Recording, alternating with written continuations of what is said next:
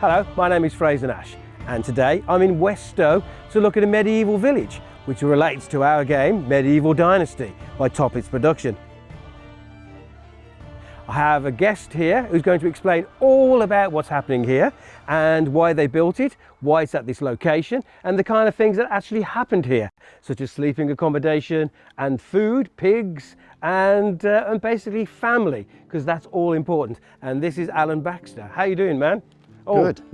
The new way of meeting. So, this is your village behind us, and I've got to say, it looks very impressive. It's a great place. It's built on an actual site of an Anglo-Saxon village, and it helps to tell us a great deal about how these early Anglo-Saxons lived. I believe this Anglo-Saxon site was about 640 or something like that it was started? Yeah, it's very, very early, about 420 AD it started, and then it finished about 620, something like that. I did forget to mention, you have come dressed. Yes. To which, as I clearly now feel underdressed, because I've got pretty much like modern clothes on, and this is very dressed of the style, I guess. This is what an ordinary Anglo-Saxon man would have worn, and this is his spear, his badge that he's a free man and not a slave. So I'm dressed as an ordinary Anglo-Saxon. So why did the Anglo-Saxons come here to West Stow? Well, a lot of people think that they carved a space for their village out of virgin forest, but this picture shows that that's not really the case. The Romans had lived here for 200–300 years, and the Anglo-Saxons came up the rivers and they found a place perfect for them to take over, ideal for farmland. And here on this hill by the river, they built two groups of houses. And those houses, as you can see, each are grouped around a hall, and they all face south because that's where the light and the warmth come from. And they buried their dead in a cemetery over here, outside the village.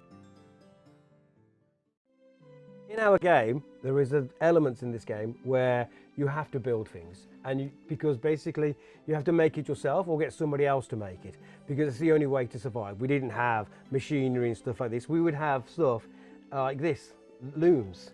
But I was trying to work out what the weights were on the bottom. Well, the Anglo-Saxon loom weights are very distinctive. They look like clay donuts, and you can see them here. And they were very important in the critical evidence that we had for how these buildings actually looked.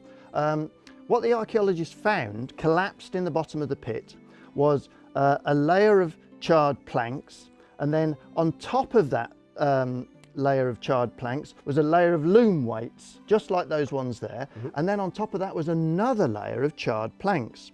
So they think that the top layer of charred planks was the wall, the loom weights represented a series of looms for weaving in, and they rested, and this is the critical bit, on another layer of planks which was the suspended floor above the pit.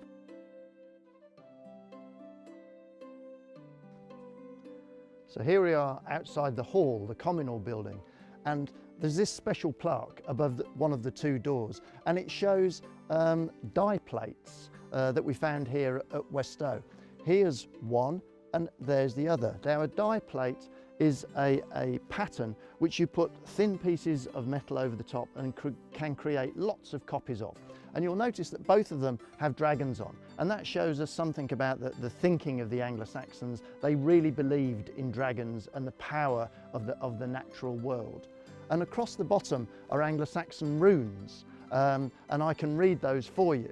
And it says, "The friends of West Stow had this," that's the only word I know that's the same in runes and in English, "had this board made to mark 25 years.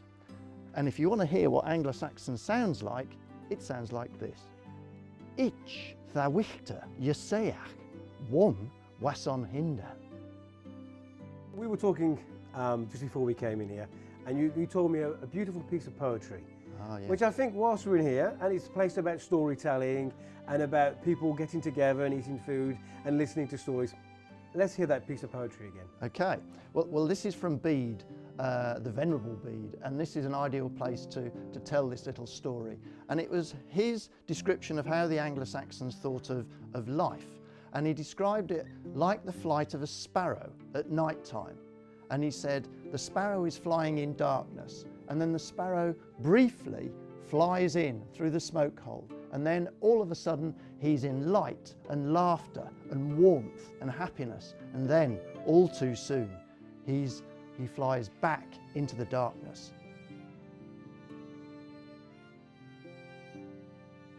So we're in the living quarters, and just like in our game, it's got the chest in the corner.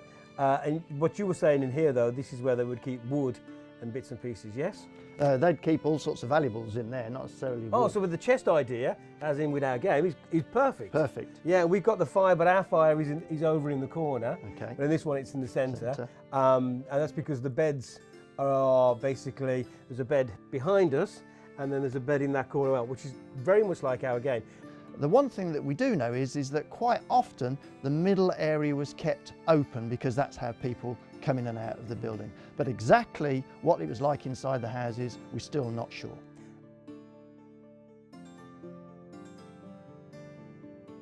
So in our game, we do have pigs, which you manage, and we have cows and geese, and we hunt rabbits. And before we were talking about the amount of bones that you'd found around here, and this also is the pigsty. Yes, that's right. This is our modern pig house where we normally keep the pigs in here, but we haven't got any here at the moment. Now, pigs are really important at Westow because the archaeologists have found that they were the first animals that were brought over by the Anglo-Saxons when they came here. But very quickly, the Anglo-Saxons developed sheep, obviously for weaving, as we've talked about, but what they were after is cattle, because cattle provide more meat, more bone, more hide. So over time, they developed from pigs through to sheep and then to cattle. So they developed the whole animal husbandry.